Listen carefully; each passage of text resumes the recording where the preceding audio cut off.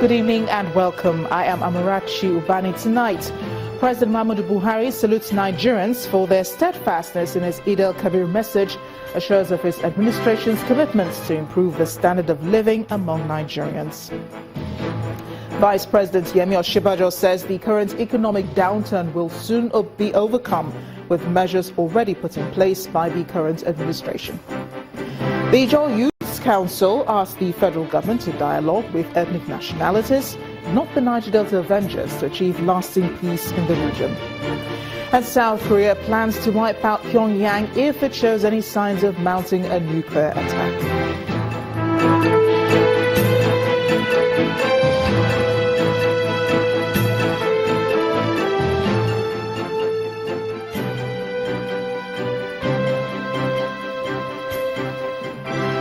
We begin with the president's message to Nigerians as they join the rest of the world to mark Eid al-Kabir in just a few hours. President Muhammadu Buhari says the current recession is as a result of cumulative effects of worldwide economic downturn and failure in the past to plan and save for difficult times. He, however, says it is impossible to separate the present from the past to appreciate the extent to which mistakes of the past are affecting everyday life today. President Buhari adds that his administration is on track in the areas of security and the fight against corruption and is optimistic that the economy will also bounce back. In his words, "I assure you that this administration is working round the clock to remove the hardships the country is going through. Rail and road constructions, projects in the housing sector, support for farmers and for small and medium-scale industries, youths and women empowerment programs, support for revival of industries are all designed to reinvigorate the economy and enhance living standard of ordinary people." The president also enjoined Muslims to live by the dictates of Islam and keep good relationships with their Christian brothers and sisters and to maintain the spirit of the Nigerian nation. In spite of the economic downturn in the country, the federal government has the capacity to impact positively on the lives of Nigerians. That's according to the Vice President, Professor Yemi Osinbajo.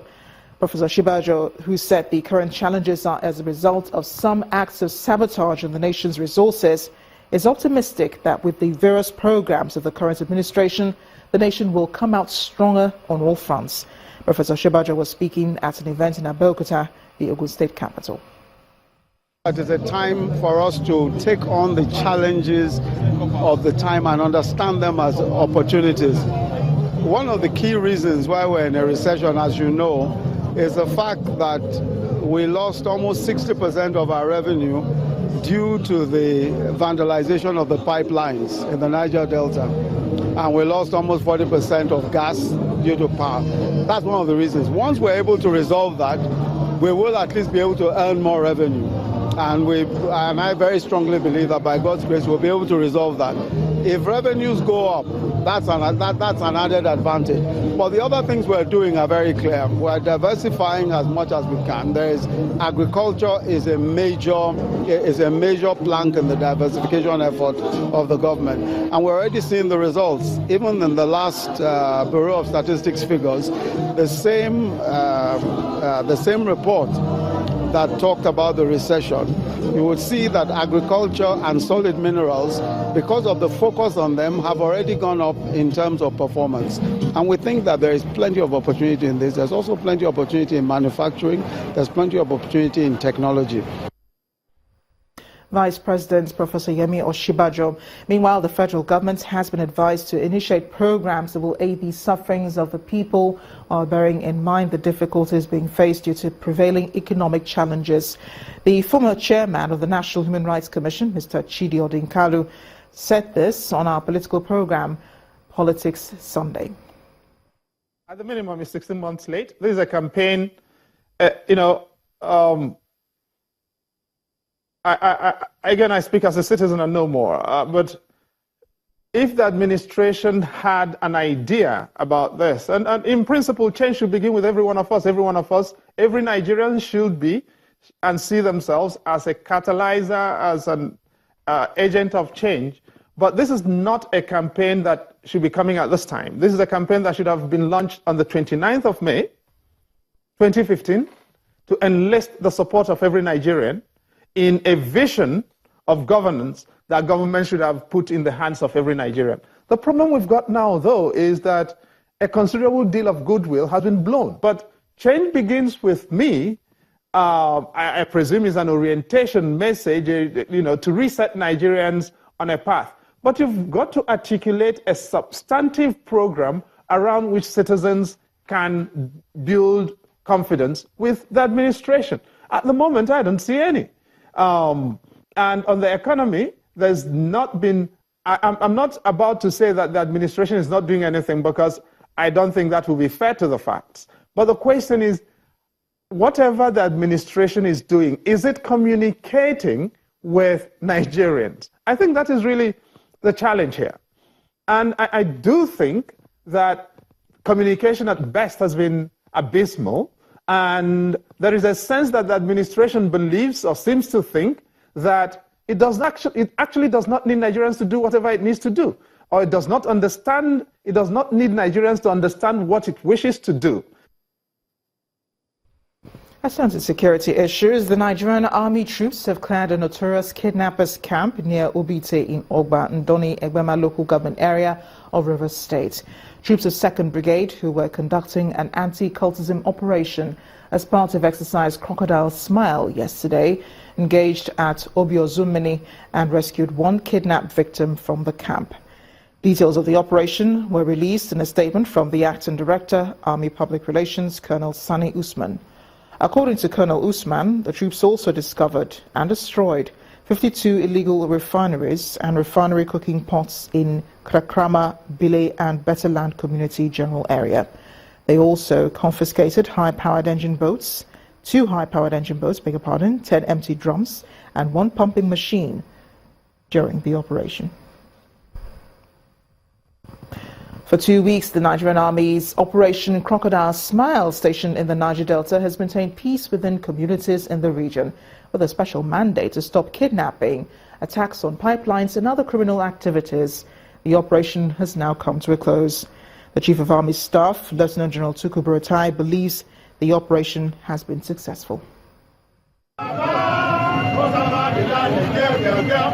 The presence of these soldiers here does not imply commencement of military action against Bayelsa communities.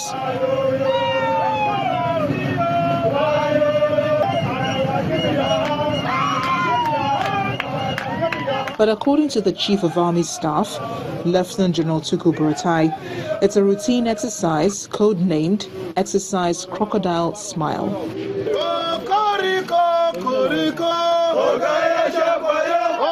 The exercise is also to check criminal activities such as kidnapping, piracy and militancy in the Niger Delta region.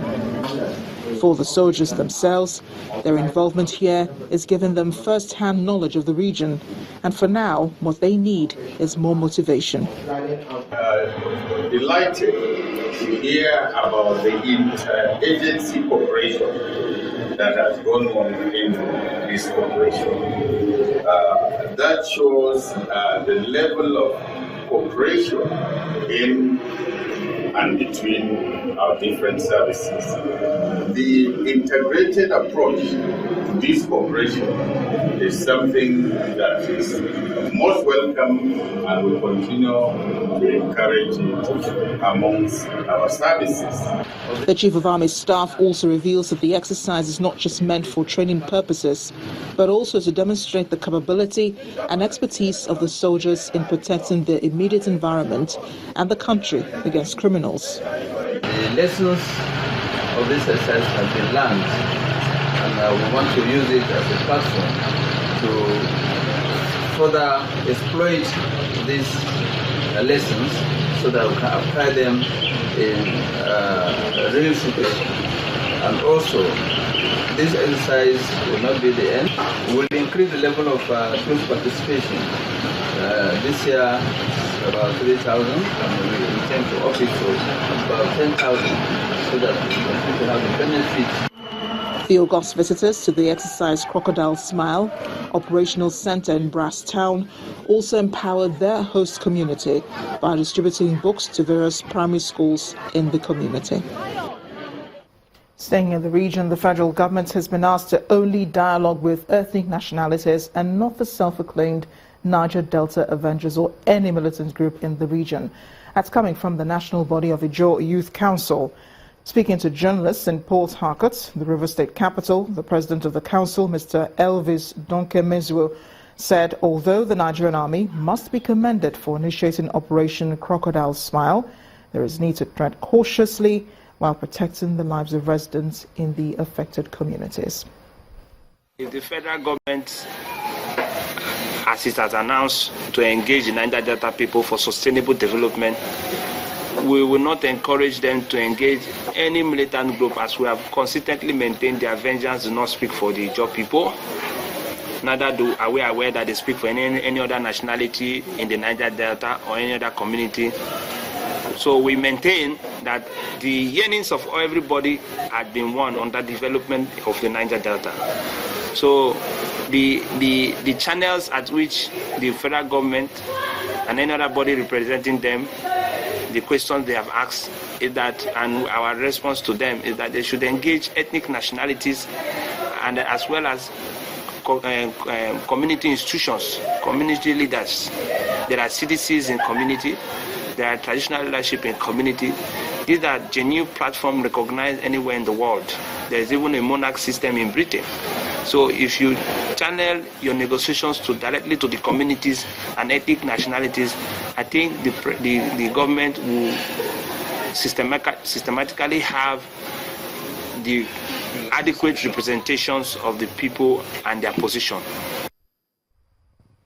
It is no longer news that Yobe State is among the 5 states that Boko Haram attacked at the peak of the crisis in the northeastern part of Nigeria. What's news now is that the state government is putting in 12 billion naira in efforts to rebuild the state. The governor, Ibrahim Gaidam, is asking the federal government to join in to resettle internally displaced persons.